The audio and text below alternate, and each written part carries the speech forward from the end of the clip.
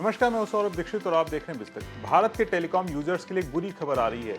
आम आदमी की जेब पर बोझ बढ़ सकता है। इस साल यानी 2025 के अंत तक मोबाइल प्लान 10 से 12% तक महंगे हो सकते हैं। जी हाँ, सही सुना आपने।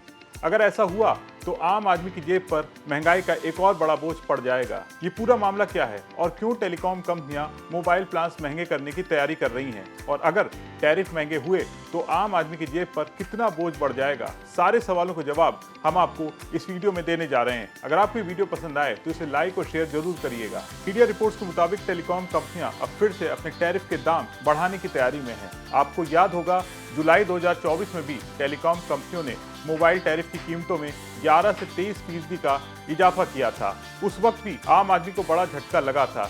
टैरिफ महंगे होते ही लाखों मोबाइल यूजर्स ने अपने सिम BSNL में पोर्ट करा लिए थे। अब इस साल फिर से मोबाइल टैरिफ महंगे करने की तैयारी है। अगर टैरिफ महंगे हुए तो ये खासकर उन लोगों के लिए बड़ा झटका होगा जो मिडिल और हाई प्लान यूजर्स हैं। यानी अगर आप 300 रुपए से 500 रुपए या उससे ज्यादा का रिचार्ज करवाते हैं तो आपकी जेब पर सबसे ज्यादा मार पड़ेगी। सोचिए, हर महीने आपका बिल 30 रुपए, 50 रुपए या 100 रुपए से ज्यादा महंगा हो जाएगा। अगर आप 2 या 3 सिम का यूज करते हैं तो ये बोझ और भी ज्यादा बढ़ जाएगा। मीडिया में चल रही खबरों की माने तो ये सिर्फ शुरुआत है, क्योंकि टेलीकॉम कंपनियां अब नई चाल चल रही हैं। वो अब एक नया तरीका अपनाने जा रही हैं, जिसे कहते हैं टियर्ड प्राइसिंग मॉडल।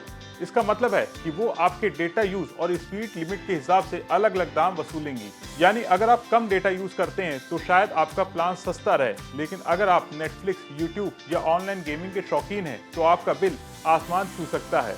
कंपनियां आपके डेटा यूज, स्पीड और पीक आवर एक्सेस के आधार पर पैसा वसूलेंगी। इसका मतलब है, अगर आप रात को वीडियो देखते हैं या ऑफिस टाइम में ज्यादा डेटा यूज करते हैं तो हो सकता है कि आपका बिल और भी ज्यादा बढ़ जाए। मई 2025 में 74 लाख नए यूजर्स जुड़े हैं और रिलायंस जियो और भारती एयरटेल जैसी कंपनियां अपनी मार्केट हिस्सेदारी बढ़ाने में लगी हैं। सबसे ज्यादा परेशानी की बात यह है कि कंपनियां अब सस्ते प्लान्स में डेटा लिमिट कम कर सकती हैं। यानी जो पहले 1.5 GB डेटा रोज देता था वो अब शायद 1 GB ही दे। और अगर आपको ज्यादा डेटा चाहिए तो आपको महंगे प्लान की तरफ ढकेला जा सकता है। यानी अगर आप महंगा प्लान नहीं लेते हैं तो आपकी स्पीड कम कर दी जाएगी। यानी नेटवर्क तो मिलेगा लेकिन काफी स्लो।